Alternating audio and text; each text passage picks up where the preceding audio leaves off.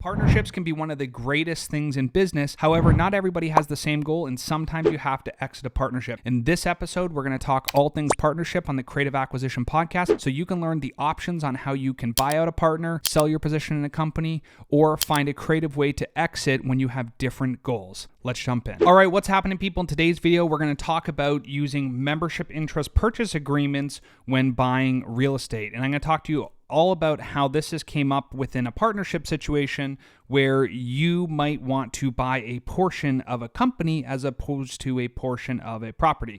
And here's the unique scenario where this has came up in the past. And again, as usual, this is not financial or tax advice. If you're going to go down this path of doing certain types of creative finance deals, you always need to have an attorney, a title company, somebody advising you on the strategy. I'm going to share with you basically some of the concepts around things that we've done that have been successful. So a membership interest purchase agreement.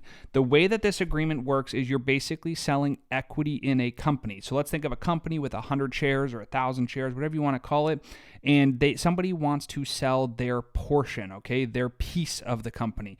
They don't want to sell necessarily the piece of the real estate. So remember, if I have an LLC, right, which is just a company, and it's taxed as a partnership, that means that there's two or more parties, right, multiple people, so it's a multi-member LLC. And I take the property and I put it inside of the property, right? Or put the property inside of the LLC, I should say. That is now owned by the partnership. So all the income comes in the partnership, all the expenses go out, the mortgage gets paid down, the deeds associated with the partnership, and the partners that make up the partnership are the ones who get the appreciation, the depreciation, the equity, the cash flow, all the components of the deal. So think about it. If you went to go buy your primary house, maybe you and your spouse are the partners, right? I know that's on the personal side, but you guys are partners. So you might get the income, the expenses, the mortgage interest, the insurance, all the utilities, and you split those expenses. Same thing in a business partnership. In a business partnership, everybody has their roles and responsibility. Maybe some people are more of a general partner. Maybe some people are more of a limited partner. Everyone's got a different situation. It kind of is what it is. And so what ends up happening is you have to figure out in a partnership, if one partner wants to sell and the other partner doesn't want to sell, you can't just do a normal straight up transaction. So the ways that you could potentially exit a partnership is you could sell the property to a new entity potentially, and you could maybe do a subject to where you just take over the mortgage. Could be a wraparound where the payments may be higher because there's more equity. Could be some seller financing down payment. Could be another bank loan. There's a million different ways to sell as a partnership. So a house inside the partnership being sold. If one partner wants to leave, however, though, you have to be a little bit more strategic on how you do this. And so with the help of an attorney, could be a real estate or business and contract attorney, depending on how you're setting it up, is you can sell ownership interest in the company. So if you are a 50-50 partnership, you might want to sell 50% of that partnership. So in the real estate space, one of the things that we have started doing that has been very helpful is every single property is in its own LLC with its own operating agreement. And the reason that that's important is you might have one partner that you do 5 different deals with, and the terms of each of those deals are different, okay? So let's say on the first house, you guys are 80-20 partners, right? One person's 80% equity, the other person's 20. In the second one, maybe you're 50-50. And the third one, maybe you're 70-30. And because your equity and your ownership and your depreciation, your pay down, and all the different pieces associated with the partnership are different from house to house to house, by having them in different entities, it allows you to be more successful, okay? And the reason that allows you to be more successful is you get more flexibility to move and shake, okay? Now, one thing to keep in mind is that when you open a new LLC, all right, if you do this on zenbusiness.com or one of these other websites, you basically go there, it asks you what state do you want to incorporate in. You can choose the state that makes sense for you, okay? And once you choose that state, it's going to ask you, what do you want to tax the business as? Do you want it to be an S Corp? Do you want it to be a C Corp? Do you want it to be a single member or a disregarded entity? Do you want it to be a partnership?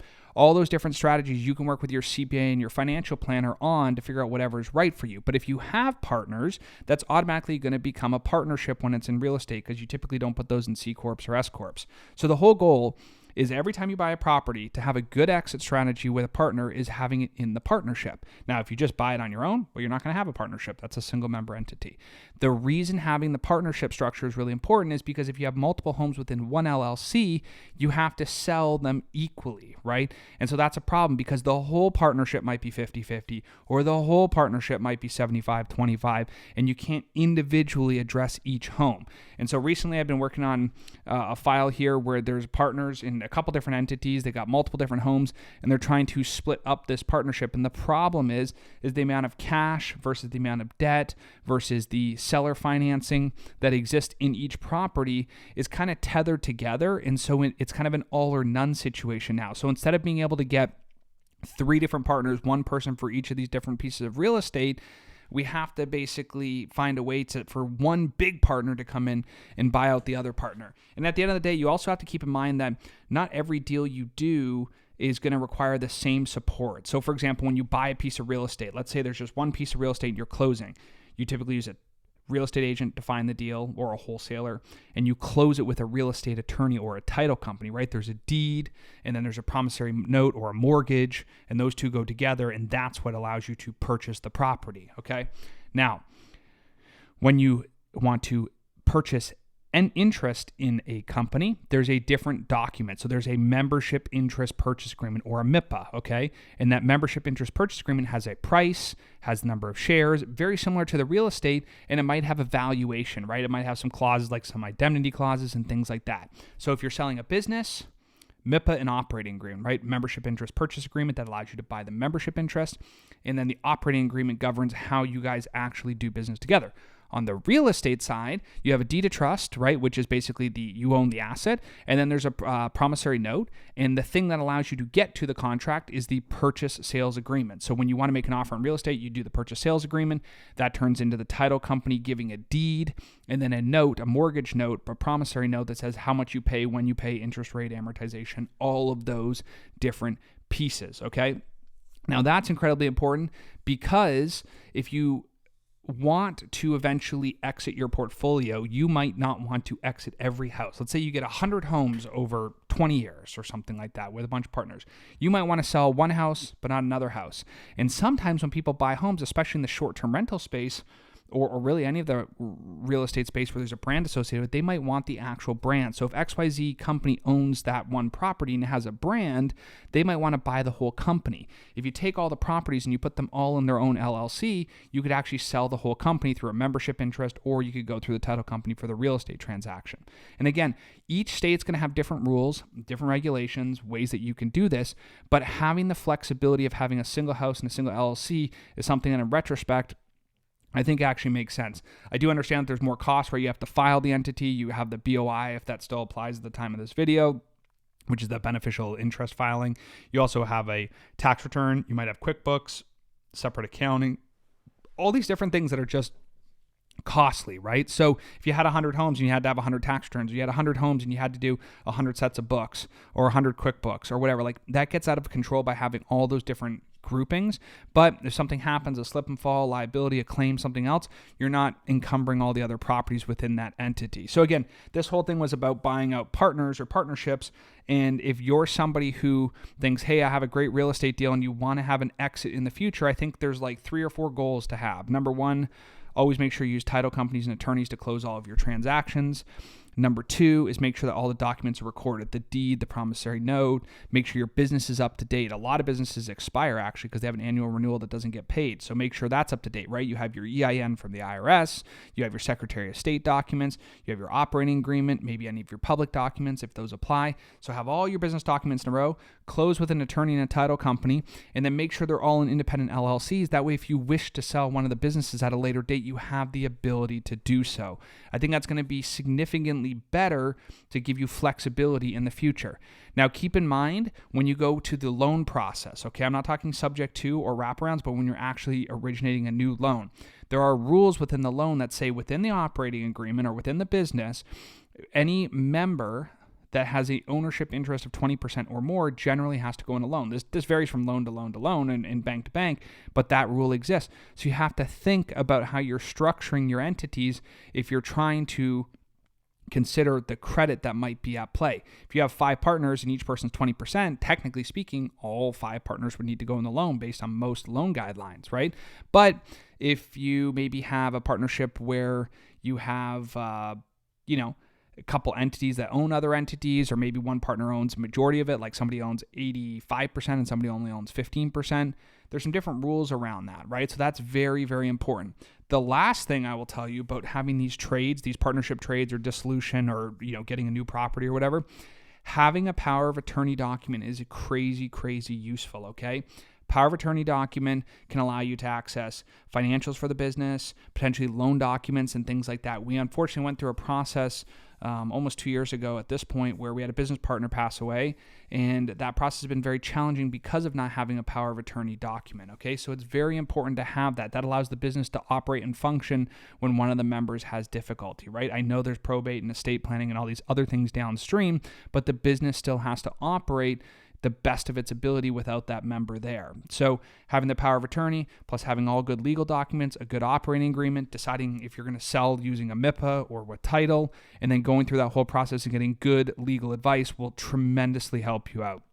At the end of the day, the big difference that I see between having the MIPA, the membership interest purchase agreement, and the real estate closing is going to be where you're actually taking title, right? At the end of the day, if you have 123 Anywhere Street LLC and it owns 123 Anywhere Street Home, when you sell the house, you're basically doing paperwork to sell the house without having to incur all the title issues, title insurance, prepaid escrows, all these other fees, right, that are associated with doing the real estate transaction because you're doing the business transaction. You get the same outcome, but the only way that MIPA, the membership interest purchase agreement, works is if you have one home and one LLC. Otherwise, you can't have an LLC with 10 homes and MIPA only one home. You'd have to move that. Another thing I will tell you is that in other videos, we'll talk about like the types of deeds or type of title insurance, right? There's warranty deeds, special warranty deeds, things like that. There's quit claim deeds as well. And you can move properties from one LLC to another. There's the chance of the due on sale clause being called, but you can move them. There's nothing legally wrong with moving properties. But when you do that, there are some strategies around moving an asset out of one entity into another entity if you happen to have an entity right now with many different properties. So there are some options, flexibility. Again, this episode is not meant to be heavy legal tax stuff, but at the end of the day, just explain to you having the flexibility of your real estate, thinking into the future and saying, if I want to sell this, or if I have partners and I no longer want to have partners, what are my options, right? And by having it set up right from the beginning with, a single loan on a single property in a single LLC with a good operating agreement, a good EIN or an EIN filed, and a good Secretary of State that's in good standing, if you put all those pieces, you line all those pieces up together and you keep it really clean, the books are all clean, you're not commingling funds, you have, on your Airbnb account, you got to pay out for property A to property A's bank account, property B to property B's bank account. If you can put that whole process together, that's going to be significantly easier. And again, the whole goal of the Creative Acquisition Podcast is to talk about creative ways to solve problems, okay? The last thing I'll leave you with is the due on sale clause. The due on sale clause is when you basically violate the terms of a mortgage, okay? And when I say violate the terms, that makes it sound really bad.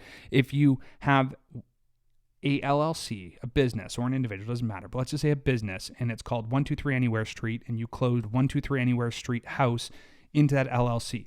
If you go move that house to, 456 LLC, that's a deed transfer, whether you do it a quick claim, warranty, special warranty, doesn't matter necessarily how it got there, but you've moved that asset because the mortgage is on one side and one entity and the asset has been moved, there's a risk of due on sale, okay, DUE on sale, which says the bank has the right to accelerate or move up that mortgage and it has to pay it all in full. So when you do these transactions, the reason that the title company is really, really important if you're going to go that route is because you don't want to have that risk. Now, if you have different LLCs, you might be able to get away with a MIPA if your state and your situation applies for that, but you have to make sure that you have some different strategies to avoid having, all those notes being called due. At the end of the day, most banks are just interested in getting paid. They're not interested in putting stuff in foreclosure. They just want to be paid. So it's unlikely that they are ever going to have a problem with accelerating a note if that's the situation. Where they will have a problem is if you start doing a bunch of crazy stuff and you miss payments, okay? So the next time you consider starting a partnership, think about how you're going to exit the partnership. Think about the sale timeline and really when everybody wants to exit. That's a good kind of probably last point, right? Not everybody who's in a partnership is always in a partnership for the same goals over the same timeline. Maybe one guy wants more cash flow, one guy's more appreciation, one guy's on a 30-year horizon, one guy's on a 5-year horizon. Because people tend to have different goals or those goals change over time, having the ability to do the membership interest is a tremendously helpful way for you to potentially sell your business. And for myself, the last company that I ended up selling, which is an operational company, for property management, or really co-hosting, it's not property management, but a co-hosting company, that book of business has been sold. And because that book of business has been sold, we're able to just do a membership purchase and have a note. We seller finance. We were the seller financed it. And that means that we receive payments over time from the buyer for the business asset. So it's the exact same thing as selling a property. It's just a little bit different paper structure. In future episodes, we'll talk about very specific topics in the closing process so you can have the best understanding. And again, as always, it's not financial or legal advice. This is my opinion, how we've been able to be successful in certain parts of real estate. But if you are going to do any of these things, make sure you're always using an attorney or a title company or whatever the relevant specialist is in your situation. Thanks again for watching.